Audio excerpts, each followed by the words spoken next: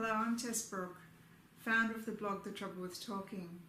Today I have the pleasure of interviewing Vicki Webster, co-author of the book How to Get Ahead Without Murdering Your Boss.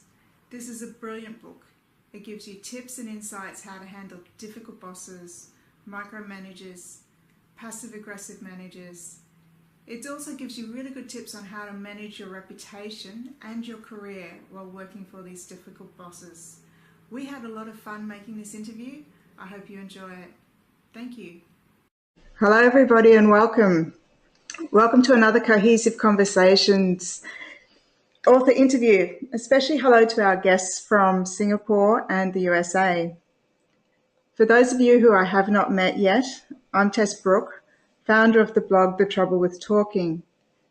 Once again, I'm thrilled to be bringing you an interview that will provide you with skills that you can take away and apply. Today's interview is slightly different, as we will not only be giving you practical skills you can use when dealing with difficult bosses, we'll also be taking a helicopter view of your career and the impacts these difficult moments create and put them into context with your ongoing career.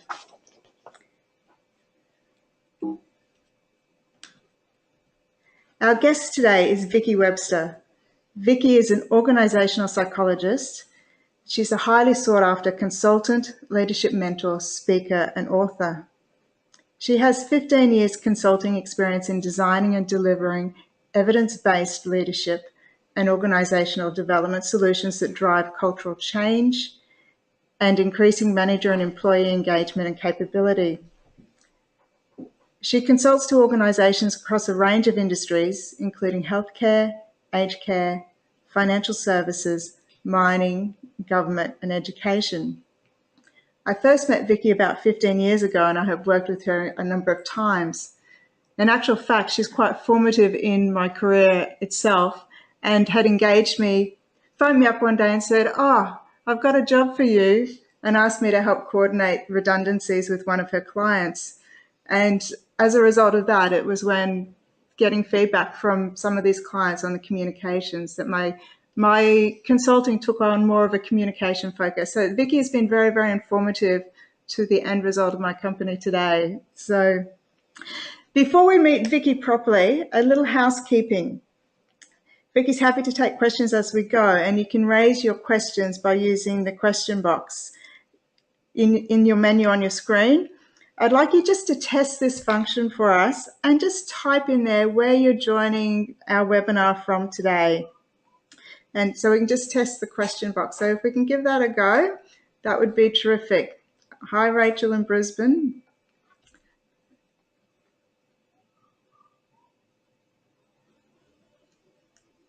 I'll give you a little bit more time. Roz from Sydney. Hello, Roz. Martin from Brisbane. Hi, Wendy. Wendy, I can't see where you're from. Hi, Ellen.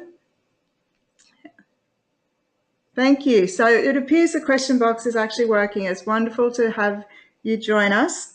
So moving on. Vicki, welcome, and thank you for taking time out of your busy schedule to join us today. It's my pleasure. I'm excited to facilitate career resilience conversations. We spend a lot of time at work, so we really need to feel that we're making a valuable contribution. Absolutely. I've also been fascinated by your knowledge and deep understanding of leadership, both the bright side and the dark side of leadership. They're new terms potentially for some of our listeners. Do you mind taking us through those terms? Certainly. So the bright side of leadership is talking about leaders who have characteristics that are regarded as positive and effective, such as being engaging or agreeable or conscientious. Conversely, the dark side of leadership refers to characteristics or traits that, when activated either by our own internal triggers or by external environment, can lead to derailing or toxic behaviours. And the idea is that just because you've got these traits doesn't mean you'll necessarily activate them. There needs to be some sort of trigger. And we can even have too much of the bright side traits, which might trigger us to overdo our strengths, or we can have an effective amount of dark side. So this whole idea of moderation around our traits and being aware of situations where we might be triggered over to the dark side. I think we've all experienced those moments. As we go through the interview, we'll be drawing on your work that is presented in your book, How to Get Ahead Without Murdering Your Boss. What made you and your co-authors write this book? Well, first of all, my colleague Helen Burton and I, we just couldn't find a comprehensive, practical career management book in the market. There were plenty of books with a whole plethora of self-assessment activities, but then what? So we wanted more than a career management book. We wanted to give people practical tools to develop their career resilience, but with a more holistic approach, not to have career off on the side as just a work focus, but life and career beyond the traditional view of hierarchical career advancement. It is a really interesting style of book. How would you describe it, and how did your co-authors decide on that writing style? Yes, this version was our third attempt. We were advised on version 1 that we'd managed to write a textbook, which wasn't what we were trying to do at all. So I think this style is called faction. It combines a fictional story written by Alison Lees with factual, evidence-based career strategies so the characters in the story can demonstrate the key concepts, because unfortunately with a book as opposed to coaching, you can't see if people are understanding the tools and the concepts. And also this makes it more engaging and an interesting read, and also hopefully practical and easy to use. Well, I really, really enjoyed reading the book. It was a little bit of a surprise when I first started reading it, because I thought, like, this is a business development book and I'm reading a novel. And once I got over that surprise, I couldn't wait to find out who murdered the boss. So we'll talk a little bit more about the structure of the book and how to use the book a little bit later in the interview. But now let's talk about bosses. That's what we're here for. Yes, so career resilience is important because we can't choose our boss, sadly. We depend on our boss to succeed, and they depend on us to succeed. However, we don't always get what we want. That's so true. However, we can choose how we respond to them. I believe you have some interesting findings on the views of leadership. Can you take us through them? Yes, certainly. So in Australia, we already knew about this idea of a bright and a dark side. Pretty quickly, we decide if our managers are leaders, bosses, or bastards. Leaders are the ones that are committed to the welfare of their followers, closely involved with them at all times. And the sorts of things we expect to see from our leaders is that they're people of principle. They're prepared to show a depth of care for our well-being.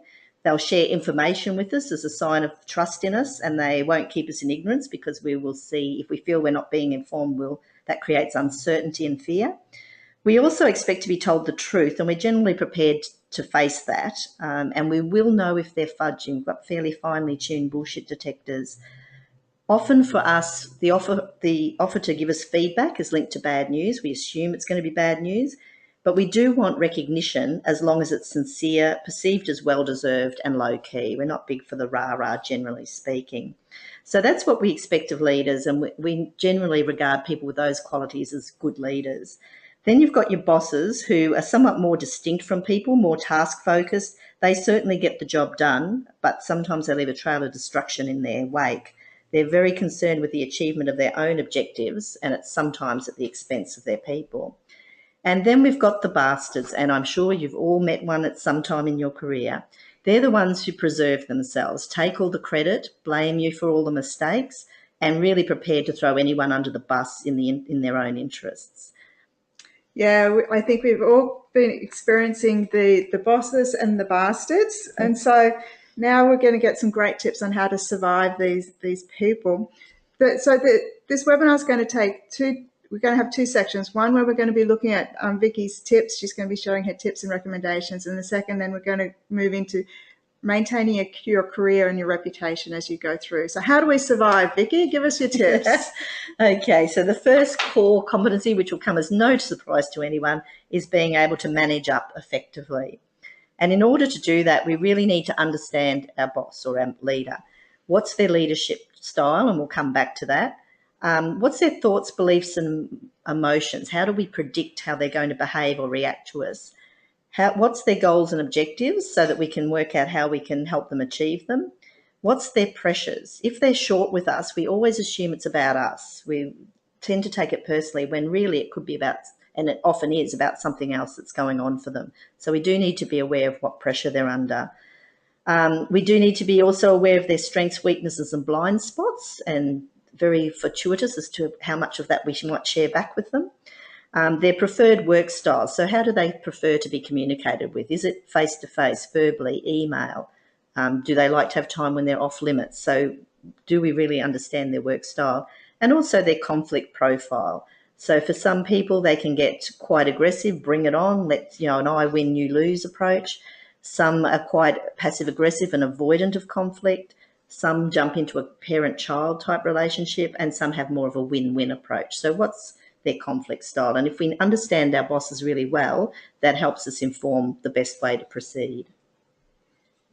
At the same time, we also have to be self-aware of ourselves. So what's our follower style? And there's a fabulous book in the references a bit later, Working for You Isn't Working for Me. So we do have to understand part of what we want from our leaders is about what we want ourselves. What are our thoughts, beliefs, emotions? What's our wants, our needs, our fears? How are we triggered? Are our goals and objectives aligned to our leader? Our strengths, weaknesses and blind spots? What's our work style? How do we fit in with the way that our leader wants to work? We also need to be aware whether we jump into parent-child when the leader confronts us, or whether we manage to stay adult to adult in our interactions. And the other thing that comes into it is our predisposition towards dependence on authority figures. So our implicit idea in our mind of what a good leader looks like will inform how we view our leader, and we need to know what that is. So from this, you can see there's a lot of variables, and explains why working together in organisations and teams is so complex. And the first thing we need to be aware of is what triggers us and how we can be self-resilient to this, or self-management. So for those of you who've been looking at the neuroscience literature lately, you'll know there's a lot of work there around different triggers that in the brain it's perceived as a threat, and we go automatically into very strong negative emotions. Happens in the blink of an eye, very little we can do about it at that point, except to be more aware of what triggers us. But once we've got those strong negative emotions, we have a choice, because we know that not only does strong negative emotions suppress our ability to think creatively and problem solve, it also, in my research that I've been doing, supports this. It suppresses our ability to self-regulate, our ability to be aware of the impact of our actions, to control our emotions, and to be more stress tolerant. So if we have a trigger and that happens and we're getting these strong emotions, do we react, or do we have strategies in place where we can pause, notice and choose, so we can choose a more adaptive response rather than tipping over into derailing behaviours? Now, of course, this is easy to do if you can leave the situation. So if there's a bit of conflict going on, or something's really frustrated you or annoyed you, and you can go for a walk or you can leave the situation, that's relatively easy. But often in work, we're in situations that we can't escape from. We're in a meeting with the boss, or we're in a team meeting, or we're in the middle of a presentation. So it really is a very good career resilience strategy to think about what's the range of techniques I can use to cause myself to pause and reflect and notice what's going on, rather than just reacting when things are going a bit against the way we'd like. Another thing to keep in mind is that we often rush from meeting to meeting or from task to task, and we don't necessarily always have time to process what's gone before. So if you have just come from a meeting where there's been a lot of conflict, or someone's come in late and talked through the meeting, or whatever it is that bugs you, for me it's being on their devices. So whatever the trigger is for you, we take that annoyance to the next meeting, and there can be some emotional contagion with that, and then it just goes through the whole day. So this is a technique you can do at any time to just quickly note. You don't have to write it down. You can just think to yourself, at this point of time, right now, coming back to the present, what's frustrating me, what's draining me, what's exciting me, and what's energizing me. So it just brings you back to the moment, and be aware, are you carrying frustrations or things that are going to impact on the way you interact in your next meeting or your next interaction from the one that you've just come from? So it really does help our self-awareness, and also what are our triggers, and are we at danger? Because as you know, when we go off the deep end, it's often over something really trivial, and it's nothing to do with that little trivial thing. It's been a whole range of things. For me, it's usually technology not working properly. That's a huge trigger for me.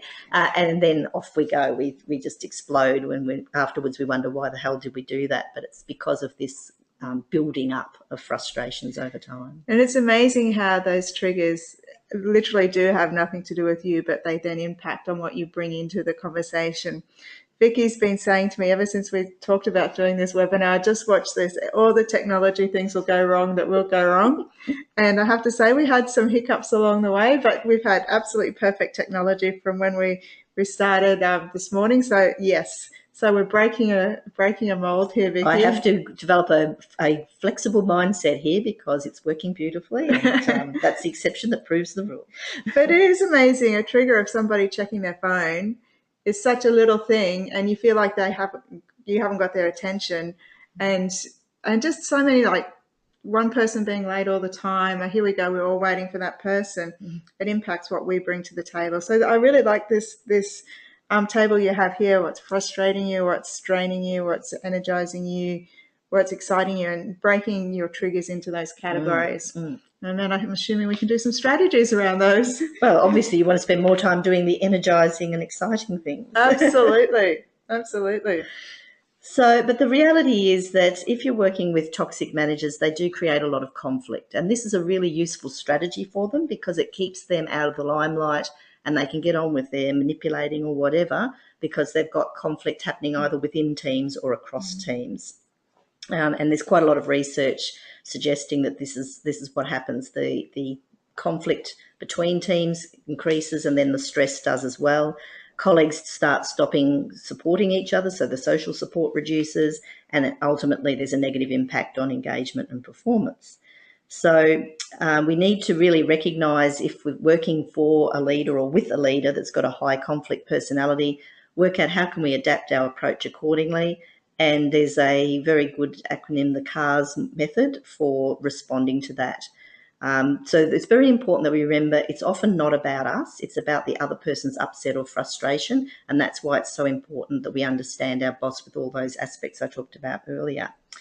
In my research on the dark side of leadership and how it impacts on followers, there's been a very interesting paper written recently in 2014 by some researchers, May and others, and they suggest, and it's only hypothetical at the moment, but I think it's an interesting avenue to explore, that followers' responses to perceived mistreatment by their leader can either trigger or prevent further interpersonal mistreatment. So if the leader perceives your behaviour as being aggressive, retaliatory, confrontative, their behaviour will escalate. If they perceive you as being submissive or avoidant, their bad behaviour will escalate.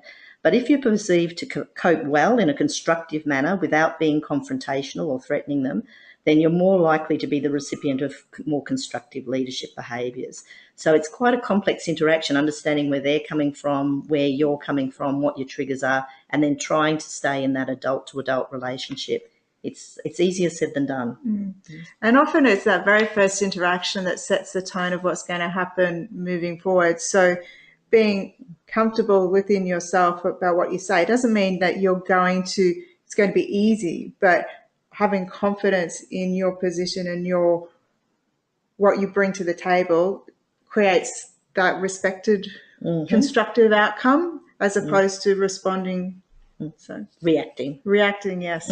Responding rather than reacting. Yeah. So we mentioned the CARS methodology, which Bill Eddy has some fantastic conflict resolution materials, and the CARS is connecting, analysing, responding, and setting limits. Now, you can imagine in the context of toxic leadership, this is quite difficult. Yes. But connecting with the ear, empathy, attention, and respect. Now, this is often the opposite of what we feel like doing. It's the very last thing we feel like doing. But it can really diffuse a situation if we use some empathy questions or comments like, I can see how important this is to you, or I understand this can be frustrating, or signal that you're paying attention through your non-verbals, or insisting, tell me what's going on. So it can be really easy when there's an issue to jump into problem-solving mode when actually often tell me more is the most effective question you can ask, because then the person feels they're being respected and paid attention to. And actually you might get beyond symptoms to what the real cause is as well. Analysing options and dilemmas. Now this, in this context, can include even analysing your own career options. What's your contingency plan if you can't resolve the conflict with your leader? Responding to misinformation, and when in my research, this is really common where people felt their reputations were damaged by the leader for whatever reason, being blamed or not be given deliberately being given misinformation. So you really need to think about how do you respond to that so that you can minimise it rather than make it impact on you negatively. And then setting limits on behaviour. Now, this you have to do very, very carefully. And so this is, again, where you need to think before you get into that situation, what are you going to do, given all you know about your leader's style, in setting those limits on what you will and won't tolerate from their behaviour. Now, Tess, you do a lot of work in this area. Yes. What's your take on this? My take is to really give yourself some time before you actually even start doing the CARS technique. If you give yourself the time, it's what I like to call a buying time strategy. So doing that listening, encouraging them to talk more or tell me more, or I can see you're very upset, creates a level of alignment that quite often our tendency is just to jump in and go, hey, you're way over the top there, and then you're going to get a reaction back. Whereas sometimes your mind goes totally blank, and actually that's quite a good thing because that helps you buy time. So if you think of it as not going blank, but your buying time strategy, and it could be your buying time strategy is that you might want to just exit and analyze your options and come back later if that's going to be the best option for you. But I'd like to comment on point 3 and 4. It's really important to respond to misinformation. Ignore everything that looks like someone's just been extreme and over the top, because people will recognize that for what it is. But do respond to misinformation. But a way to do it that's very easy is, thank you for what you've provided. Thank you for what you've provided. You may not be aware of the information that I have here. And so you're giving them additional information, and they go, oh, chances are they may not be aware of that. They might be reacting to the set of information or facts that they might have, but not have the full story. So you're being polite, you're being socially polite, and you're giving them the additional information that's actually important to you or important to the situation. And also, if you can do that in a really calm manner, the people around you and your boss or other people who may have influence over your career will be going, wow, he's handling that really well. He's really cool, really calm, and that work, that's impressive. And that will differentiate you from someone who's reacting and just either creating a roadblock or making the conflict bigger than what it is. And then you're more likely to get a more constructive response from the leader. Yes, absolutely. And setting limits on behaviour, I have to agree totally with Vicki in terms of carefully navigate this space. Again, it's really, really, really important.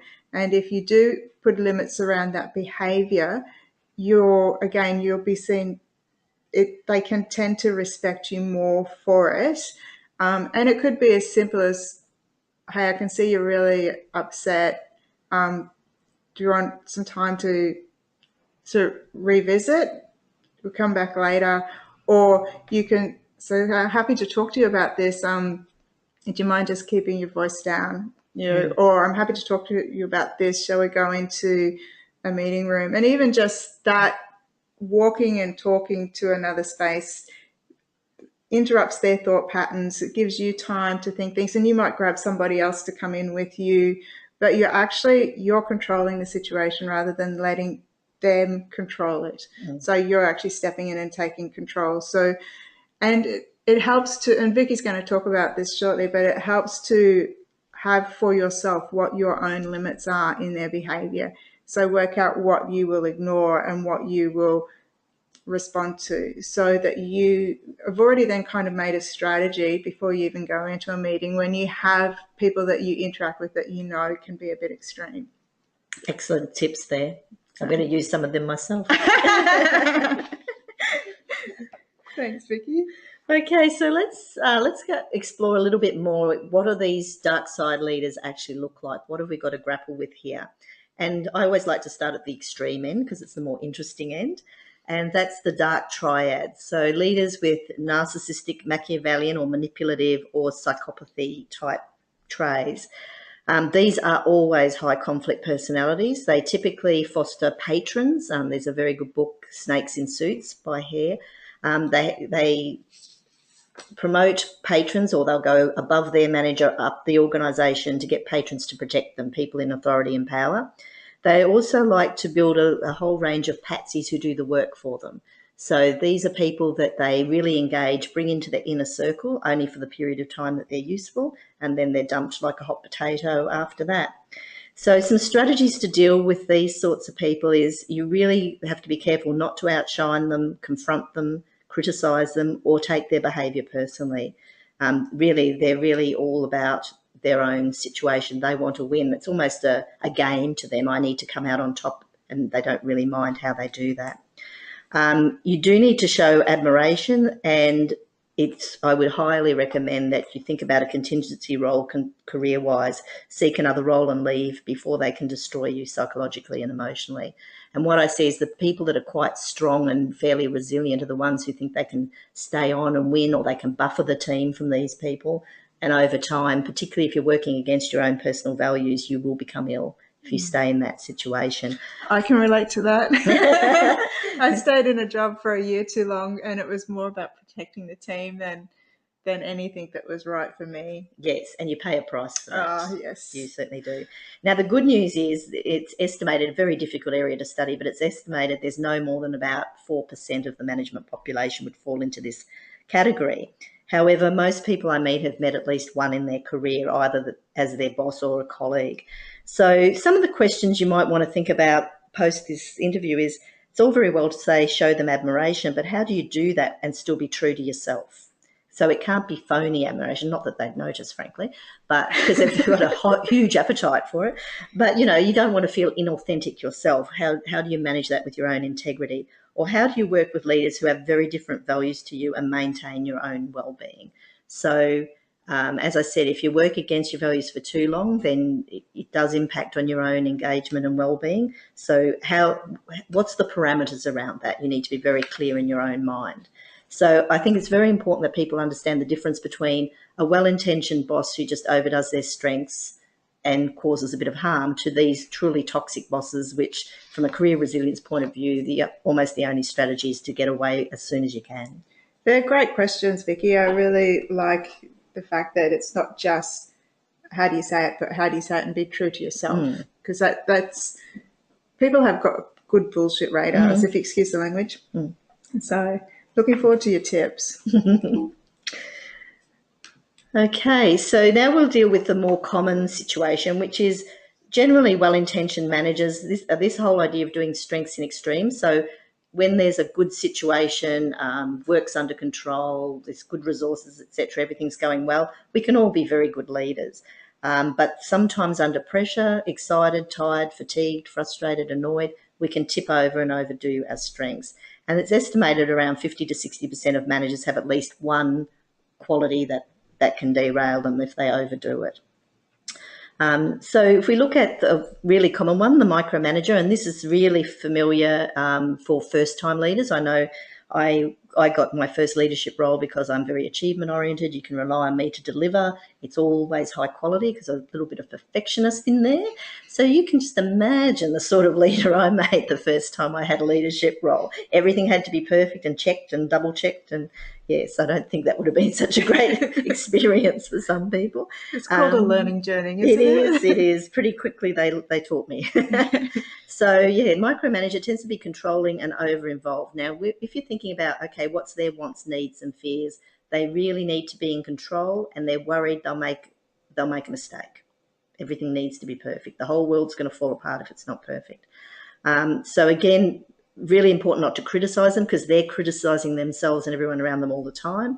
Again, not taking their behaviour personally, and do let them think new ideas are theirs, and do document your work so that you can prove what you've done and show them that you've done it to a good level. Yeah. You can begin by asking for responsibility for smaller tasks. And so really you've got two types of leaders, the ones who go, okay, I trust you until you prove I can't. And then you've got the leaders, I don't trust you until you prove I can trust you. And micromanagers fall into that second category. So looking for opportunities to build that trust and prove to them that they don't need to micromanage you. And with the example of those that trust you until you prove that they can't, often they still fall into that trust category, but there's something that's concerning them now, and then they jump in to be a micromanager. Yes. Be brave enough to ask them what they're worried about and then answer them, even if it's not fixed or you don't know the strategy yet for that. We're actually working on that. So you're letting them know it's in the front of your mind, that you're paying attention to it, even if you don't know what the answer is. And they'll go, oh, good. They're considering They're across it. Yeah. So, and then they're more likely to step back up from being the micromanager. Yeah. It's when they don't know, they often do, when they can't see that you're paying attention to it, then they'll do the deeper dive. And then you can get them back to trust you. Yes. And the really common form of micromanaging I'm seeing now, because there's been a lot of leadership development and personal growth, is it's not about delegating. Most managers are now fairly comfortable delegating, some with more micromanaging tendencies than others.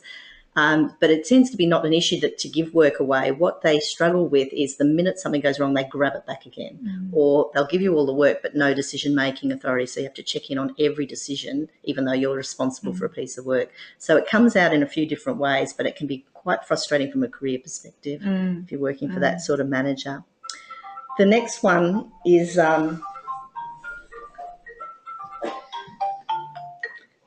Now, that's another thing that really triggers me, and now I'm guilty of it.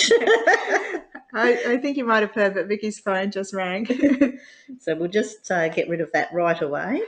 My other pet hate, and now I'm guilty of it myself. Okay, so the other type of manager is the intimidating manager. So the very authoritarian, my way or the highway, can be aggressive, bullying, emotionally volatile. I know there was one boss I worked for, and one of the reasons he hired me was that I said what I thought, and he thought that was really great, and he continued to think that was great until the first time I disagreed with his point of view. And then we had the red face, the bulging eyes, the screaming, dressing me down in front of my whole colleagues and my manager. It was a whole different picture once that happened. So the best way to deal with these, because they have a want or a need to dominate, they must be the dominating party, and their fear is not getting their way or having their goals blocked. So that's the issue for them. So we do need to let them know if there's certain actions that are impacting on our ability to perform, particularly if that's going to mean they're not going to get their objectives. It's absolutely no use provoking them or arguing with them, and it's best not to let them know they're hurting you, because then they'll feel they've won and they've dominated you. You do want to make it really clear you're helping them to achieve their goals, and document any inappropriate behaviour that they engage in, because their behaviour, when it's extreme, is quite noticeable. This is one of the easier ones to be able to document. It's very important that you have social support in colleagues or mentors. So social support's a great buffer in these situations. But again, keep a bit of an eye out for another role. Make sure you've got a contingency plan just in case their behaviour escalates to a point that it's no longer suitable for you to stay in that environment. And I can't emphasize enough that having that support, because if you start to internalize it too much, you're going to stay way too long in a situation that's not healthy for you. And whether it's you're thinking about that conversation and for too long, or whether you're sitting in that work situation for too long, having somebody that you can talk to, whether it's EAP or a friend or, GP even. Yeah, GP. So give yourself a time limit on how long you spend thinking about it before you actually either talk to somebody or get on with your work. And if you can't let it go, then seriously think about who you need to talk to get you to get out of that thought pattern. Yes, because unfortunately, one of the worst effects of intimidating bosses is that it reduces people's confidence and self-efficacy, and then they feel they can't job search because their confidence is so whittled away. So act early in those scenarios. Now, at the other end of the scale, you've got the passive-aggressive manager, the one who's indecisive, hesitant, vague, won't have a difficult conversation with anyone. So some of the ways you can work with this, that what they really want and need is harmony and relationships. They don't want, and it's usually false harmony, but they just want harmony, everything to look like it's going smoothly, have a huge fear of conflict and a huge fear of making the wrong decision. So far better to do nothing than to risk that. You can counteract their vagueness by asking for clarification, and you can also communicate deadlines and follow up on what you need. So in these instances, you would follow up sooner rather than later, knowing how they are. Don't bother getting into debates about why decisions or tasks haven't happened. They'll just go into closed down mode. Do date your work to prove it was completed on time, that you at least did your bit. Seek their input to get buy-in. And if you want something out of them, give them a few choices, never just one, a few choices with one clear recommendation. But this is really difficult to deal with because they'll tell you to your face they're on it and then you'll just get no action. So it can be very, very frustrating. And the main danger for you here is your reputation, because if you're tarred with the same brush, then that can be damaging. And I think getting that clarification and getting it early is really important. It works really effectively in two ways. One, if you sort of go, I've just started this, this is the way I'm heading with it, just wanting to just gauge from you is this exactly what you're looking for. They'll get a sense that you're paying attention, and they'll also get a sense of connection around it. But then you get the clarity that you are on the right path. There's a real risk with the passive-aggressive managers that if you go right through and finish a task and they'll go, that's not what I wanted. Why can't people do a simple thing like blah, blah, blah? And if you consistently do that clarification process, or it could be you go, oh, I'm just going to give you an update on blah, blah, blah. It's going well. This is where it's happening.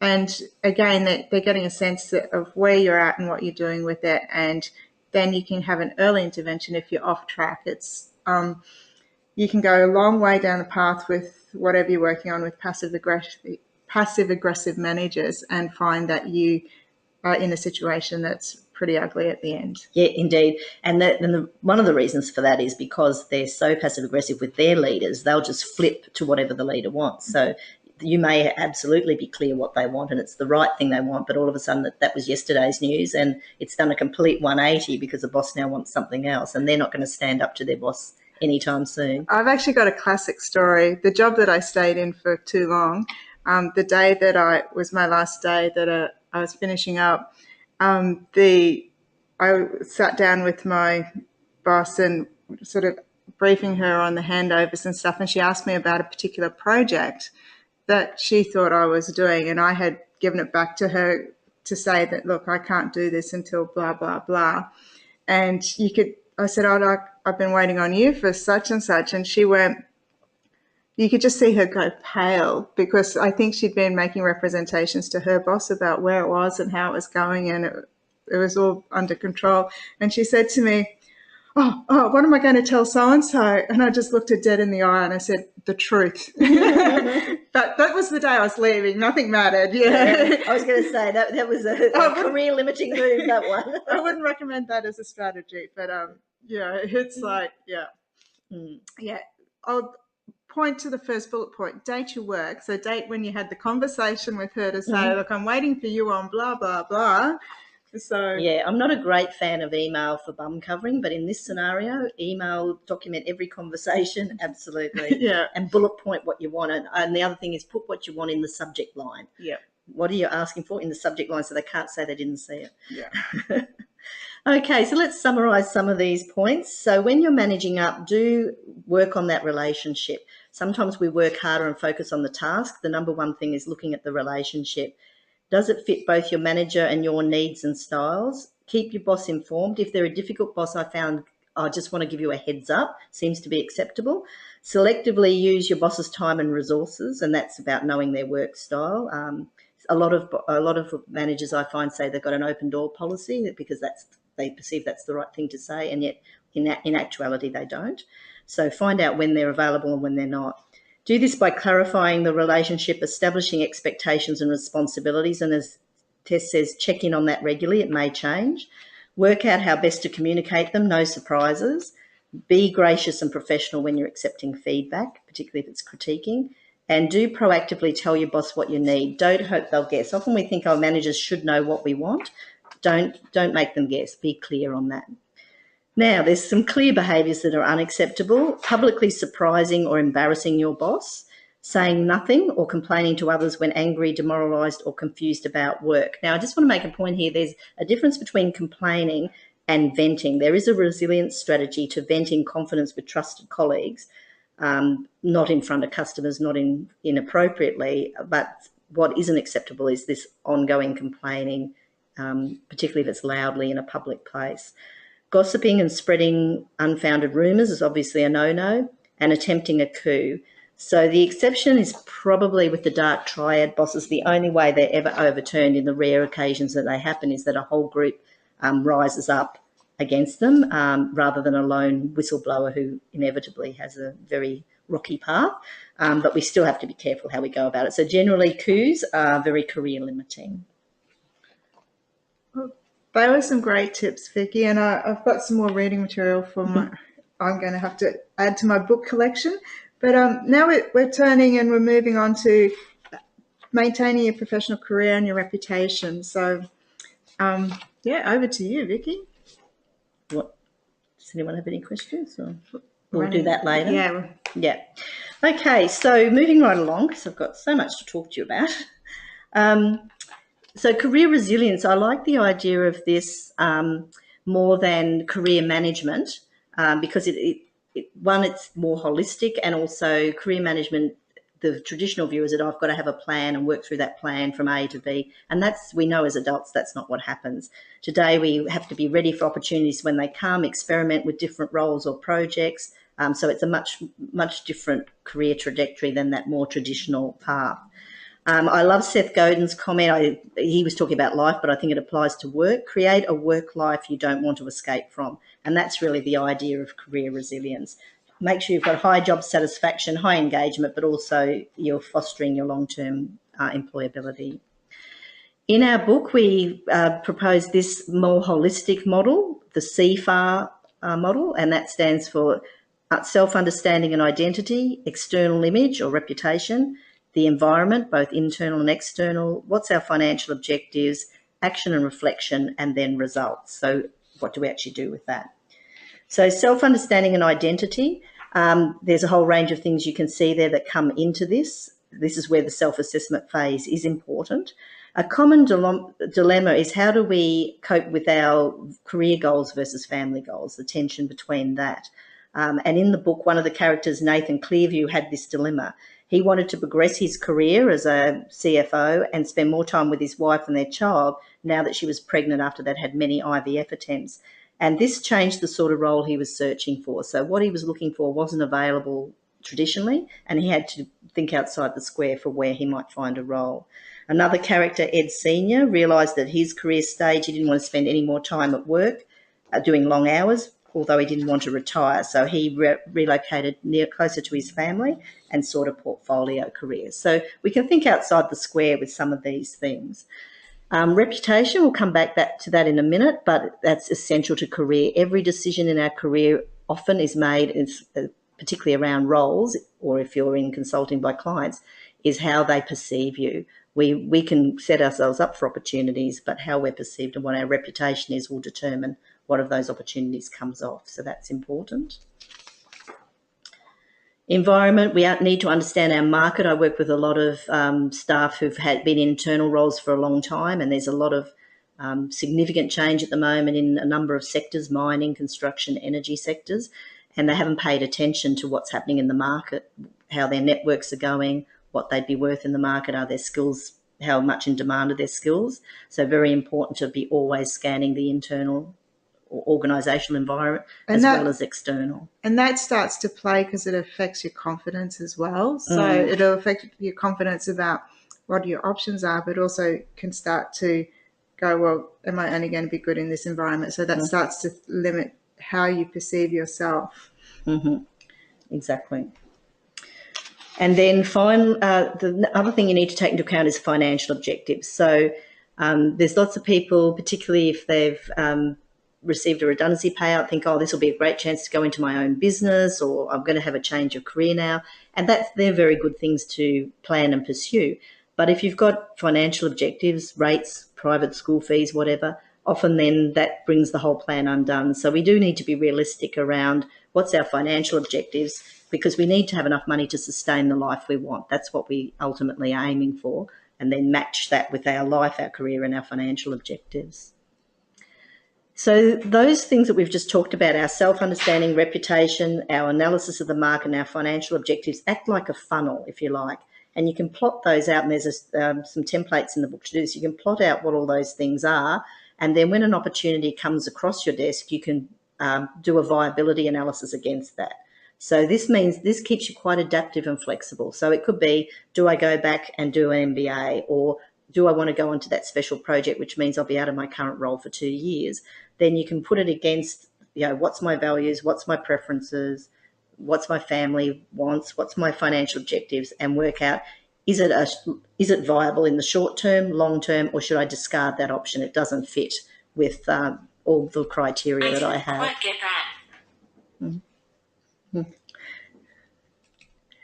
Okay, so, and then finally the action planning, so most career methodologies have lots of self-assessment and then a plan. What we're hoping to provide is there's a lot of steps in the middle, so that when you get to the end, you only do your plan around the options that are actually viable.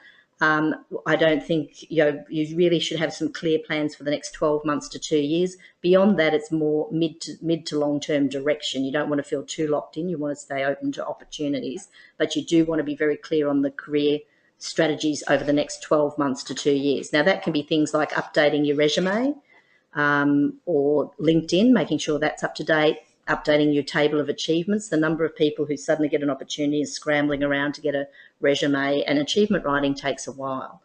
It can't just be dashed off. So those sorts of things. What's some practical strategies? Have I kept my networks up to date? Maybe it's once a month I make some sort of network contact. So it doesn't have to be huge, but you do, nothing happens by accident. You do need that clear results plan for the next 1 to 2 years to maintain your career.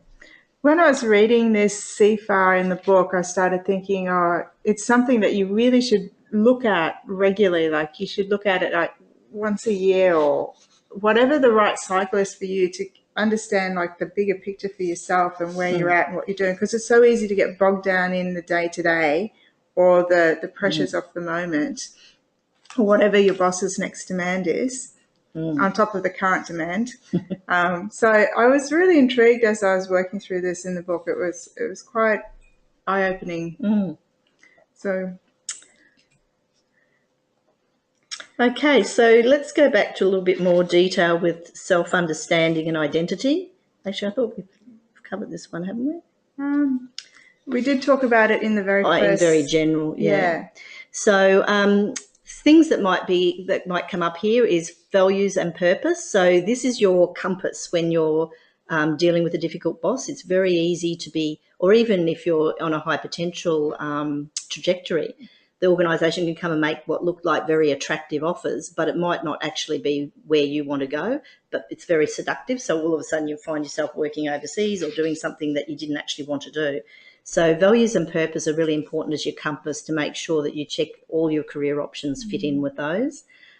Be very aware of your personality characteristics, bright and dark side traits, and when you might tip over to overdoing your strengths. For me, I'm very high in independence and achievement oriented. So under pressure, I go to task, and I need to put reminders in. I actually make relationship things tasks. That's a tip to those of you out there like me, because I will forget to pay attention to the relationship things under pressure. Personal growth and development, so continual learning, be clear on our career goals, family and friends, how that factors in. And very important, one of our key needs is that social networks and community, that sense of relatedness. I haven't got spirituality in there, but that is also important. For some people, community is spirituality. For others, it's more faith and religion. And health and well-being, obviously, because there's nothing that pulls a career to a halt like a significant health event, yes, as Tess well knows. Absolutely.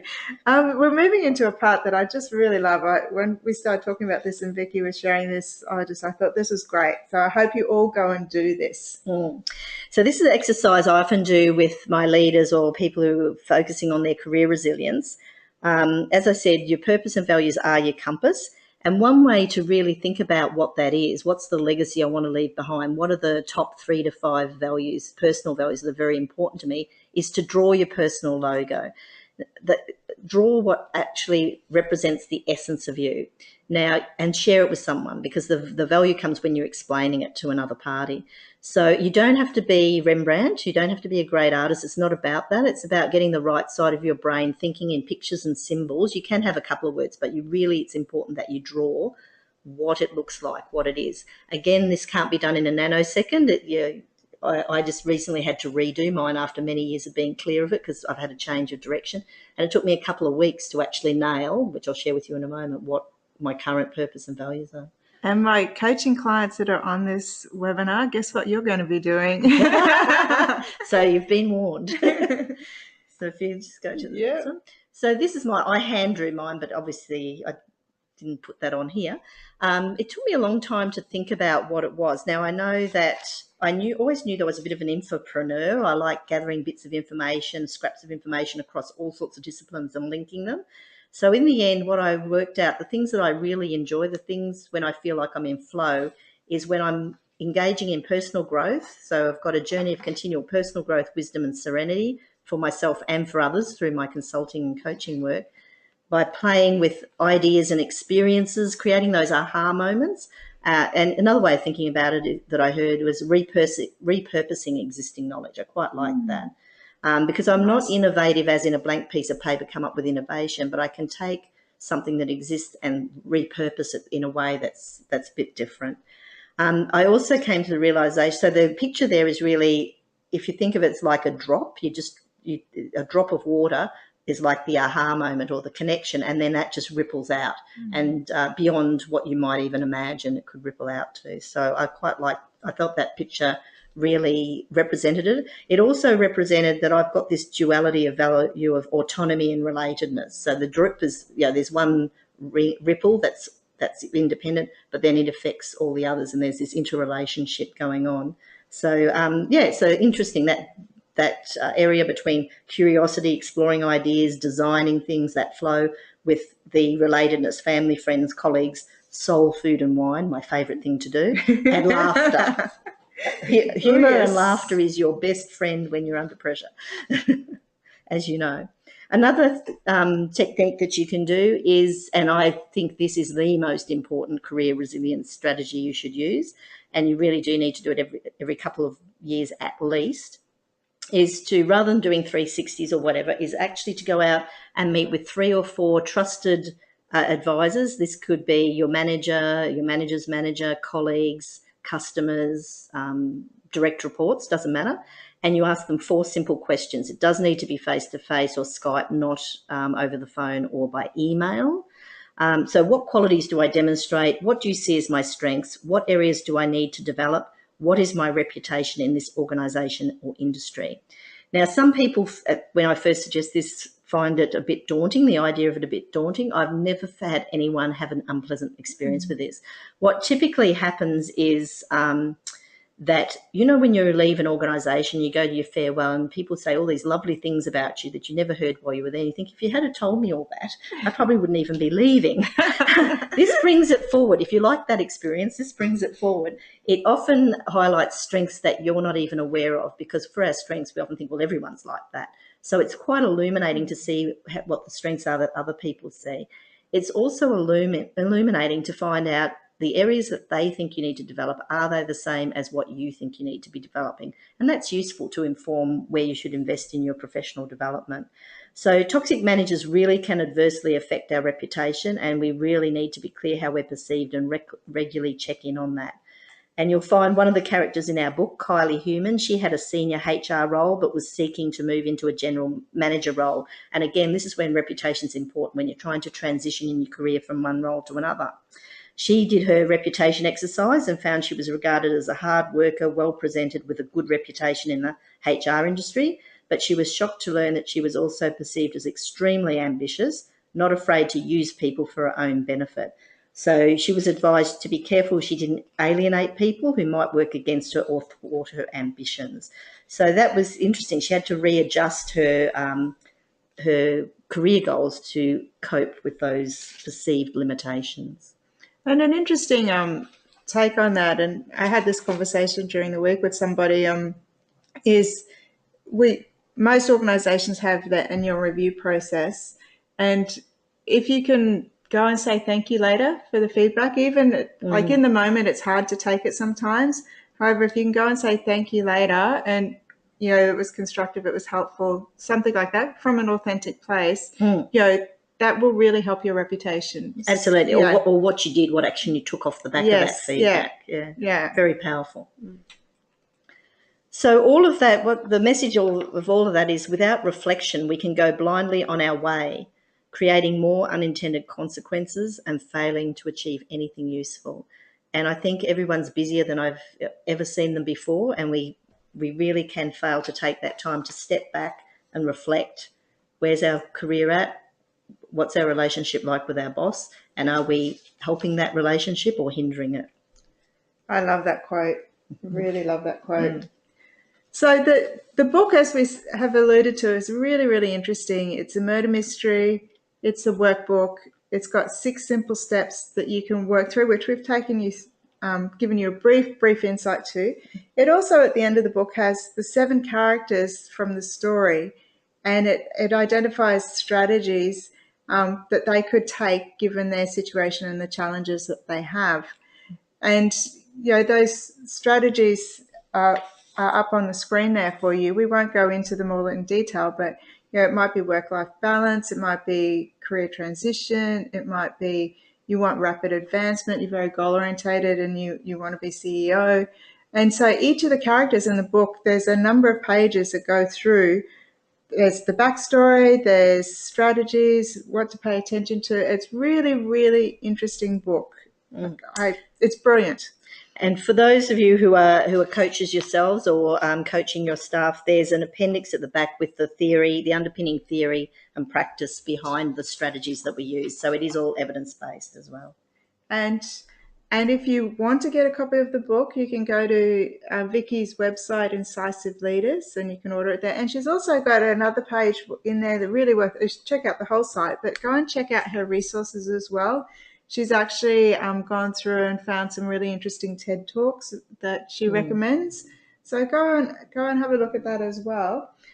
I am mindful, and as you know, I always like to run on time, and we've got about 4 minutes left. If anyone's got any burning questions, I haven't seen any come through, but I can be technically challenged at times, so I have been known to miss them.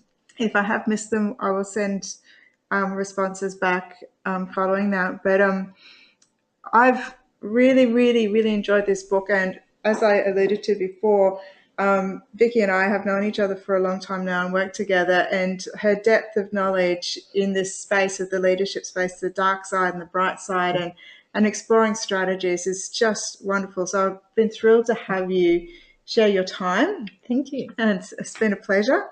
But it's also Friday, and I'm looking forward to having a drink with Vicki afterwards. As am I. Yeah. So your any closing comment or thought?